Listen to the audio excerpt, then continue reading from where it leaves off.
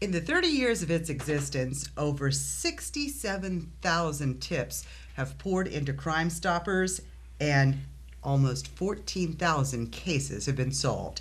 Exactly how does the program work, and how can you get involved? Joining us today is Claudia Neiman and Chuck Kramer from Crime Stoppers. Thank you both for being with us. Thank you. Thank you. Those numbers are pretty amazing. 67,000 tips.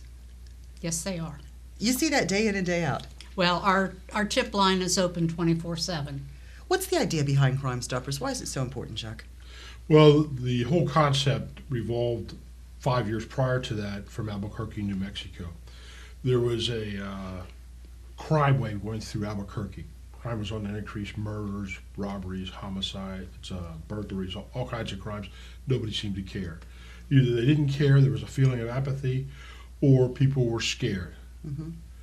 There was a murder of a young college student, worked at a typical gas station on a Saturday afternoon, similar to what's on Route 32. Police responded because it was a robbery homicide. Nobody seemed to see anything. Police did their usual investigation, collected the evidence. No leads.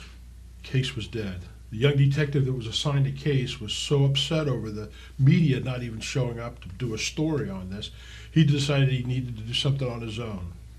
He set up a tip line, which is to his home. It was not recorded, no phone trace, couldn't trace the calls. He told people to call anonymously, give him the crime-solving information that he needed for this case. He asked local businessmen and community organizations to help supplement a reward fund because government or the police wouldn't fund it, because his concept was to give money to people that he didn't know who they were for crime-solving information. Mm-hmm. He was overloaded with tips. Not only tips about this incident, but tips about prostitution, other vice activities, narcotics, gun running, burglaries, robberies, rapes. So he knew he had a good idea. Well, he got one tip, and within 72 hours, that one tip led to 5 people's arrest for that robbery homicide, and they were later convicted and sent away. So he knew he had a good idea, and that's how Crime Stoppers started. 5 years later, it came to northern Kentucky, and from there, it just mushroomed throughout the tri-state. A lot of people, will see, maybe hear things, but they just don't want to get involved. They don't want their name out there. How does that work with Crime Stoppers? Well, the way it works is they can contact us either by phone, by internet, or by texting us a crime-solving information. We take that information, we give them a code number. That's the only way that we can identify them, is by code number. No name. No name whatsoever. We don't want to know who they are. We have no contact with them except through this code number. They give us the information. We disseminate the information to whatever police agency that is needed to investigate it. They investigate it. They let us know the results. If there was an arrest made or a recovery of a property, that tipster is then eligible for a reward. We meet with that tipster. They give us their code number, and we give them the appropriate amount for that reward. We pay up to $1,000 for crimes. Claudia, how did you get involved with Crime Stoppers? My son was the third homicide in the city of Cincinnati, January the 16th of '06. And he had gotten involved in drugs, and I wanted to be able to pay back. And Crime Stoppers, of course, had been on my mind, so I decided I wanted to make at least his murder count for something. So I got involved, and 2 years later, through a tip in Crime Stoppers when I was at the meeting, they said that a tip had come through on the murder on Flanagan Court in Mount Airy, and that was my son. So since then, I have been going into schools and doing social events for people and talking to Kiwanis and different groups about Crime Stoppers and what they have meant to me and what they have done for me in my life. When you talk about the rewards that are offered, there's different amounts of awards for different types of crimes? The more serious the crime is, or the frequency of the occurrence, gravitates the amount of money that'll be paid. We'll pay for any felony. We'll take tips on any crime, but we'll pay tip rewards on felonies. As an example, murder, the most extreme of our crimes, they're eligible up to $1,000, and then it tiers down.